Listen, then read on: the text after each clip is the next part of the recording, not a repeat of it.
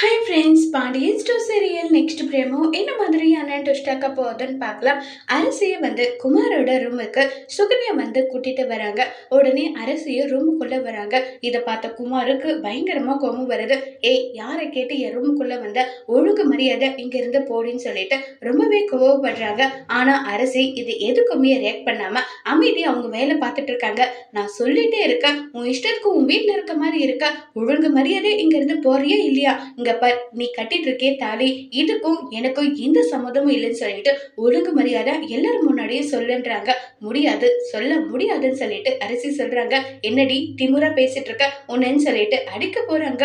உடனே அரசி வேற லெவல்ல மாசா கத்தி எடுத்து, என்ன என் கிட்ட மட்டும் நெருங்கணும்னு நினைச்சேன், உன்னை என்ன பண்ணுவேன்னு தெரியாது, அப்படியே கத்தி வச்சிருக்க பாரு, அதை எடுத்து அப்படியே சொருகிடுவேன்னு சொல்லிட்டு வேற லெவல் மாசா இருக்காங்க.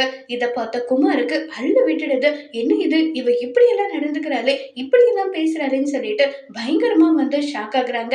என்னடி என்ன கொலை பண்ணிடுவன் மிரட்டுறியா?